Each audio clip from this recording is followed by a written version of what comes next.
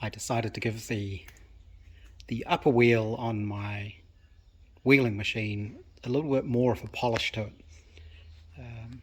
which will supposedly give me a better finish.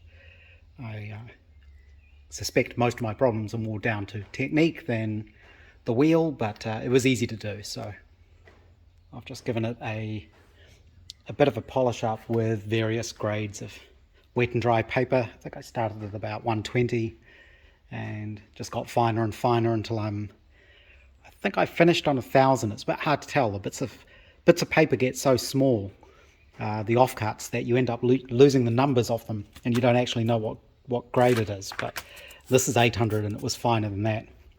I just used a little bit of Autosol and a cloth in the end just to finally polish it up. It still has a few sort of visible sanding marks on it, but nothing you can feel. So I suspect you could polish these things until the cows come home. There's some there. But I don't know if it's really going to make too much difference to me. Also, I'm not going for a mirrored aluminium finish on the car anyway, so eventually it's all going to get filed and hammered and sanded and painted and all that kind of stuff. But this wheel has bearings through it, so in order to be able to drive it, I took the pin out and I just countersunk the end of it so I could put the tailstock in, and I used these rubber sheets where I just punched a hole through the sheet, and I've got some big washers in there, and I can just put enough pressure on this that the rubber just pushes against the inside of the boss, effectively the outside of the bearing, and that's enough for me to be able to positively drive this thing. And that seems to have worked pretty well. So I'll put this back on the machine and see if it helps with my patterns. I also looked up, this isn't something that occurred to me when I bought the machine, but you get different anvils, and there are two different schools of thought around whether or not they should be flat, as these are. You can see it's got a flat in the middle, or a continuous radius. And there seem to be arguments both ways about what's best and what they should be. I honestly don't know what's best. There's different opinions, but this is what I've got, so this is what I'm going with. If somebody was buying one of these, you might want to look into that a little bit more. I suppose I could always get different rollers for this, but this seems to be doing the trick for me. I just have to be more careful. So I would say most of the track marks in this aren't due to my wheel or my anvils. It's just down to poor technique. And it does look worse than it feels. You can see a lot more than you can feel, so it's not absolutely terrible. What I'll do now with the polished wheel is do what's called some wash passes, which is when you go over the whole panel again with very light pressure, just to help smooth it out, sort of planish it out. But as I say, on mine, I'm using 1.6mm thick aluminium. The whole thing would end up being filed and sanded and eventually primed and painted and so on. My little Austin 7 is lumpy as anything all over the place, and it's fine. I'm not trying to build a perfect car. It looks like an old car, so... and you can see this has still got file marks and things in it. Theoretically, I'm supposed to go back and finish all this off nicely at some point. Maybe I'll paint it. I might just leave it how it is, just raw, unfinished aluminium. Because you can see then how it's made. You know, this one you can still see the welds and things in it. You know, it's a handmade car, and I'm not exactly experienced at it, so I don't mind if it's not perfect. But I'll stick the top wheel back in this and see if it makes any difference. The other thing I really need to do is get hold of the special rubber band that you can use on these. So when you're wheeling this normally, you wheel in this direction, you get crown in both directions, but you get more side to side. If you put a rubber band on this, it'll stop it crowning forwards and backwards. So you can put a panel through that will be flat, and you'll just get crown in that direction, which can be really useful apparently. So that's something I need to look into to getting hold of as well. There is one other thing I forgot to check before I started doing all of this that I'd forgotten about. And that is, especially with these flat wheels, of course, you need to make sure that the flat is parallel to the upper wheel. It's going to be a bit hard to see, but obviously there needs to be no gap there. And on mine, I actually needed to put some shims here. Actually, shims made from a soft drink can. So I needed 2 little shims in there just to lift up this end of it to keep it parallel. So that could be explaining why I'm getting so many track marks on this. Even though on this little test piece I just did, again, you can see them, but you can't really feel them. I suppose they're there, but it's actually pretty smooth. You can see it gives a good shiny sort of finish. So I'll try this again with the shims in there and see if it stops the marking as much. Putting the shims in to get the lower anvil even has made a big difference. So it's taken all the marks out of it, and you can see it's quite shiny now. And that was just after rubbing it down with a cloth. If you did want to polish this, I'm sure you could get it pretty much to a very shiny mirror finish. So that was another little thing I'd forgotten. I had shimmed it previously, but obviously in moving the thing around, those shims must have just dropped out, and I just completely forgot about that. So there's a lot to learn and there's a lot to remember with all this. 30 seconds with some autosol on a not particularly clean rag, and you can get quite a shine on this. You know, that's actually pretty reflective. And before anyone asks, no, I'm not going to do a shiny mirror finish Riley Brooklands. I don't think that would look very good at all. I've been doing more on the door skin, which is coming up a lot shinier now I've polished the wheel, and the shape is a lot closer. If I clamp it in 2 places, the rest of it pretty much follows.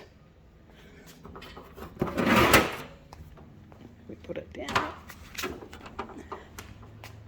more or less follows where it should go. You can see the edges are kind of touching all the way around. So it's definitely getting closer. I've got a bit of a wobble going on that bottom edge.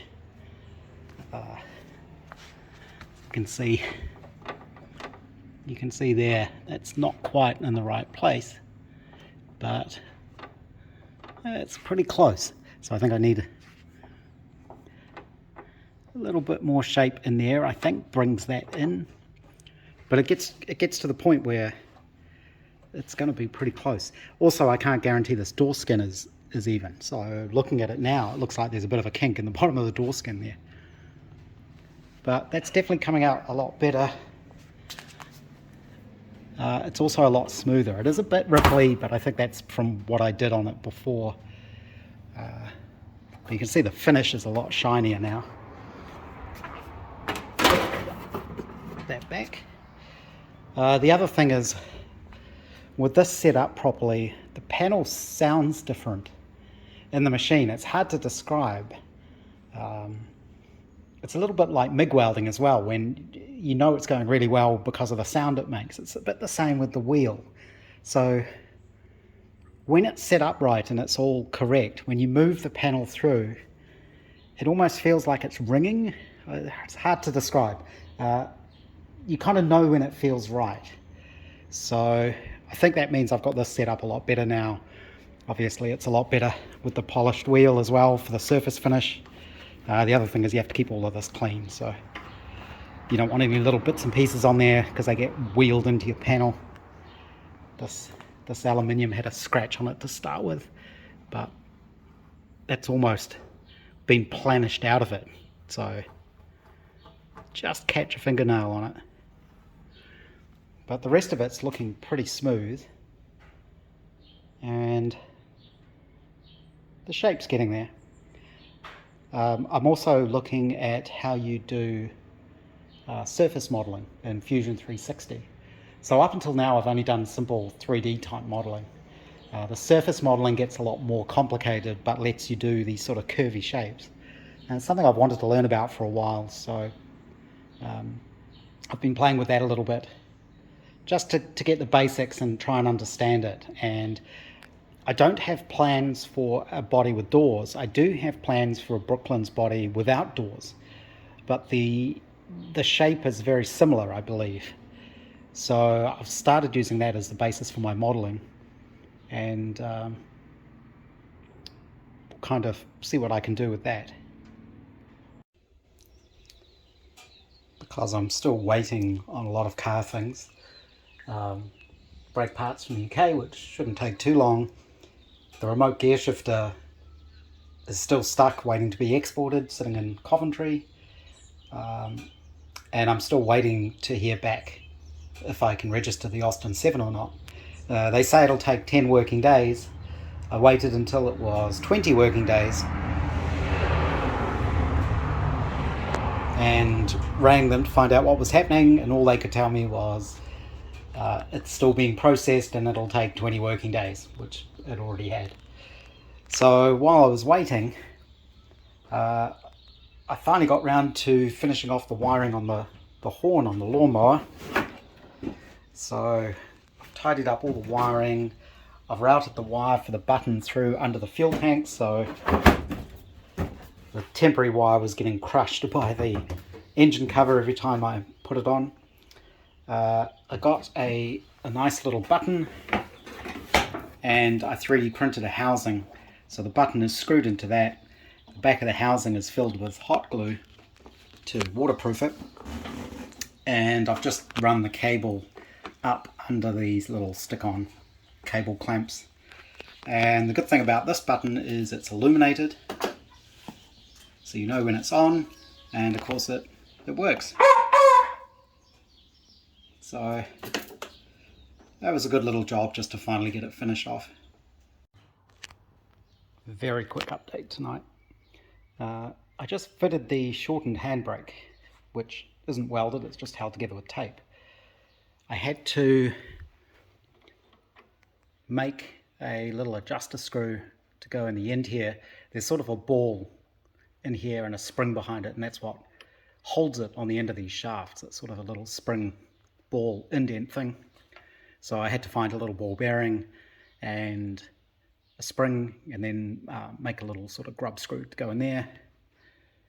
But that's probably a lot more realistic as to what the height of the handbrake's going to be. Again, I won't know until I've got the remote gear shifter. The other thing I need to look at is I've got different lengths of these now, so I'll have to pick the one that's most appropriate for this car lengthwise. This is where the handbrake rod attaches under there, and you can sort of see how adjusting this, turning the screw, moves this piece up and down, which will adjust the amount of tension on the handbrake, which is how those adjusters work. And I think that's all I've actually done on the car tonight. I'm inside my office, inside the house today instead of my lab, only because I've been playing with Fusion 360, and the fonts I need for what I'm doing are only installed on my computer inside the house at the moment. I need to install them out in the lab.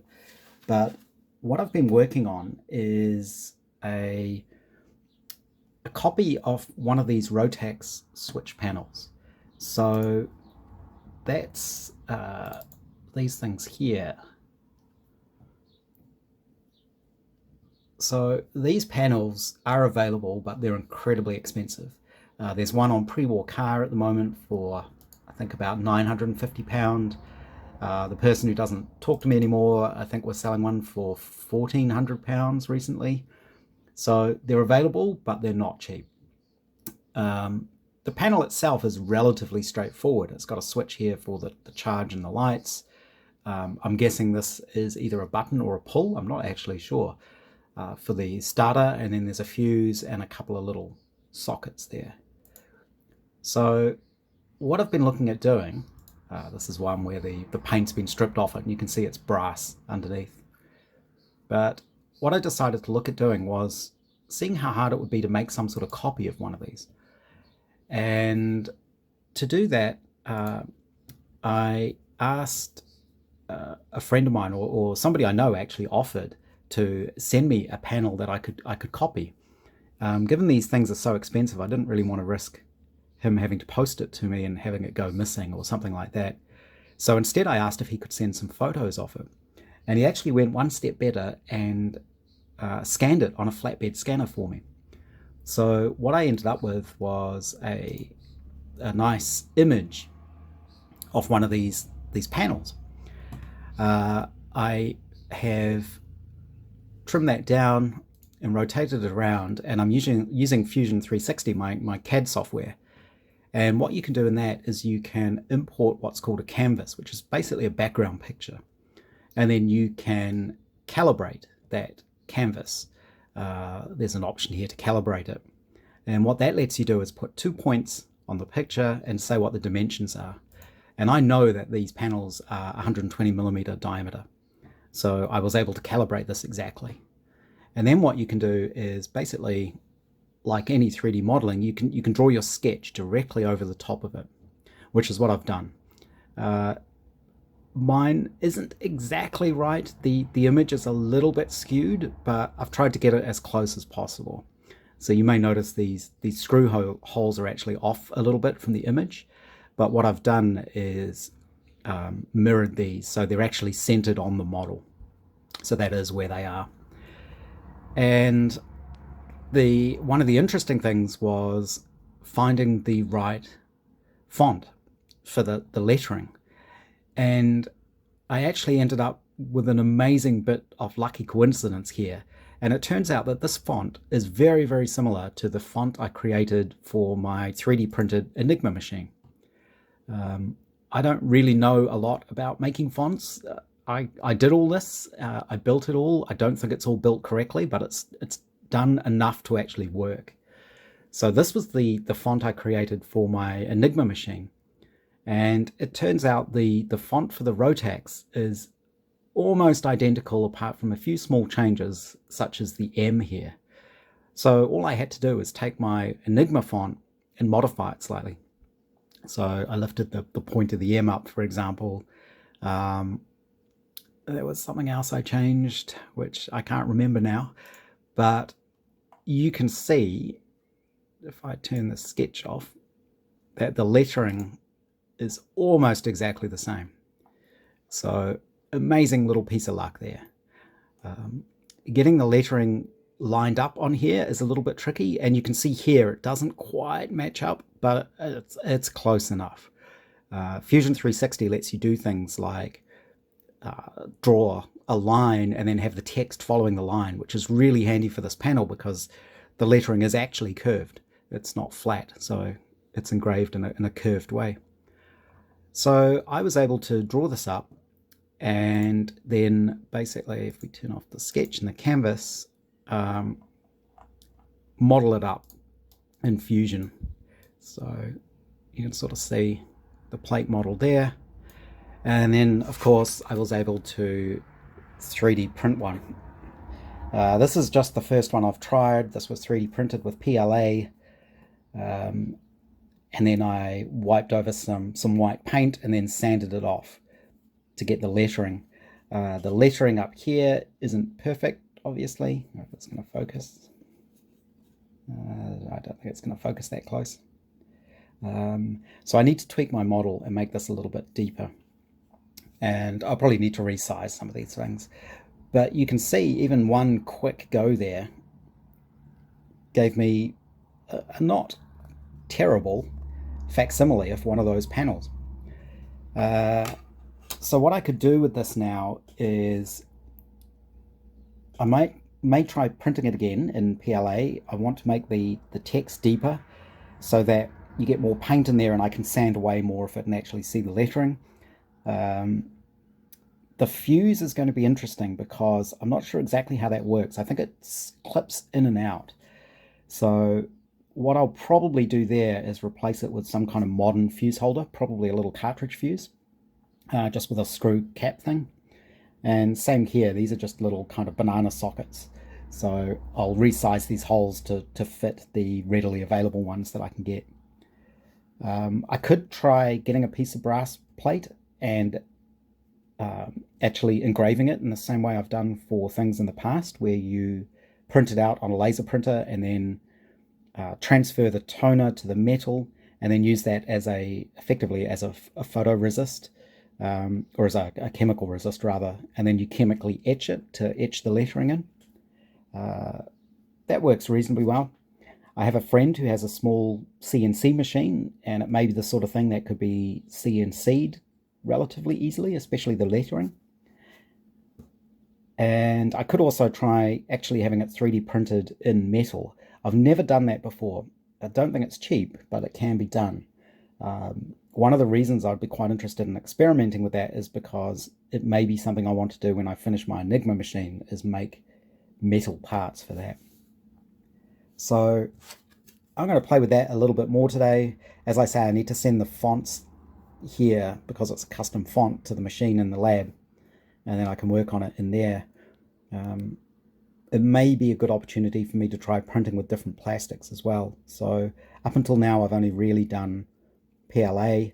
I should probably try with some ABS, which I've not tried printing before. It's a little bit harder, you get a little bit more warpage and things, but it's probably worth me giving that a go. I've also bought a few new toys lately, so I finally got Clecos because these are going to be really useful when I start building the body.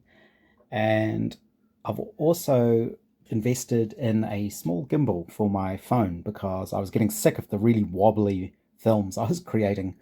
I do keep saying I'm not trying to build a YouTube channel, I'm trying to build a car and an Enigma machine, of course, but I think having the gimbal will make things a bit easier, and it does have a small tripod on it and a tripod mount, and I have a proper camera tripod somewhere.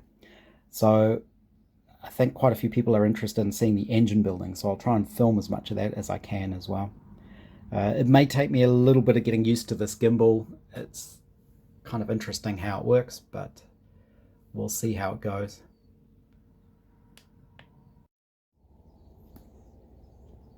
I decided that the nickel plating was working so well, I'd build a slightly bigger tank.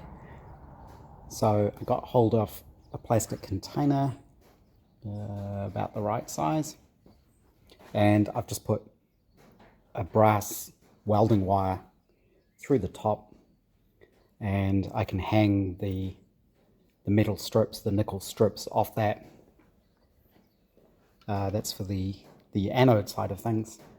And then I've got a piece of brass tubing, and I've just filed little notches in the end of the container, and that's what I'll hang the parts from. They'll hang off that. Being brass, it means I can easily clip my crocodile clips going to the power supply just onto the ends here. And the other good thing is, one, this being square means it won't roll around. If I had round tube, I would have used that and just put little round file marks in the end here, which would do the same thing. But the other good thing is this has a lid that fits on it, so when I'm finished I can seal up the solution and not have it evaporate on me. I'm going to need to order more of the nickel strips because I'm running out of those. And I also need to get more vinegar. This is about a 6-litre container, I believe, so I'll have to go, next time I go to the supermarket, I'll get a few more bottles of white vinegar and make up some new solution. Still waiting for the little bits and pieces to finish off the dynamo. One thing I ordered, which I came across when I was looking for the nickel strip actually, is what they call barley paper, which is sort of insulating paper they use for lithium ion battery packs, which is what they use the nickel strips to weld together. and I believe it's sticky on one side, so I've ordered some of that, and I'll insulate the inside of this before I put it back on there. That seems like it might be a sensible thing to do. And then I'm still getting the hang of this gimbal thing. I've been cleaning up the handbrake parts. I think I mentioned that before. The shoe last was actually reasonably useful as a sort of little anvil dolly to help straighten out some of the parts. And if we look at the car, you can see I've got the handbrake there, just held with masking tape for now to give me some idea. But this was all beaten up, so I straightened that out. That's what I used the shoe last for. But I think that should all work reasonably well. The other thing I need to sort out are the rear shocks. And there are two ways these were mounted, and so I believe there are two different sorts of shock absorbers to let you do this. The first way is when they're mounted in line with the springs, and they kind of go onto there, and then there's a mounting point, a plate that bolts to the chassis that those sit to. But the other way I've seen it done is they kind of go in the back here somehow. I'm not entirely certain how this works, but and which one's which side. But put that down. There's a U-shaped bracket that bolts on here with a flat piece and an angle, so there's a bolt that comes through there, and I believe these bolt on something like that. The problem is seeing the detail of that, because of course this is all down behind the back of the car in the chassis rails, so I'm not sure exactly where everything mounts. So that's another thing I need to figure out. If anyone has the details on how that's done, that would be really handy.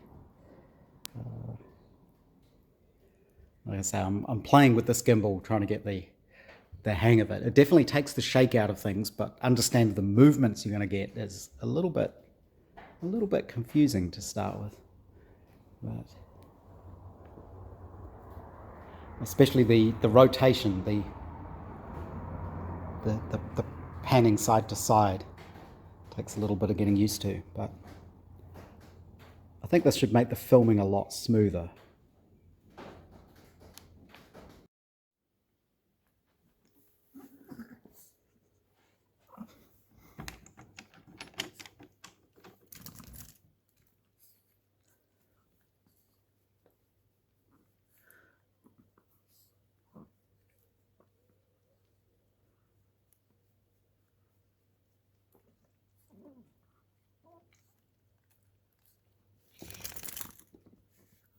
Come on, Milo.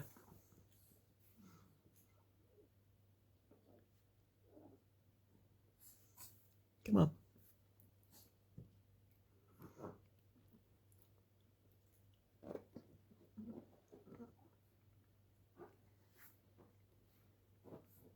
Milo, come on.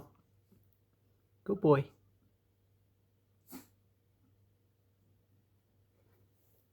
Come on. Milo, come on. Come. Come on. Good boy.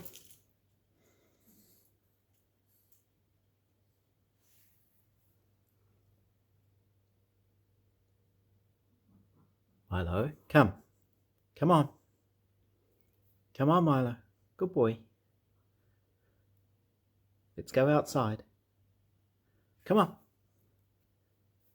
Come on. Milo, come on. Good boy. Good boy. Come on. Come on, Milo. Come. Milo. Come on. Come on. Come on. Milo. Come on. Outside.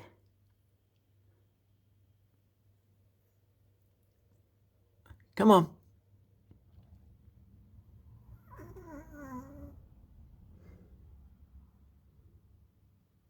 Come on. Come on then. Outside. Milo. Come on.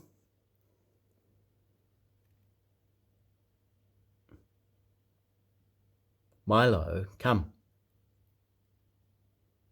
Come on.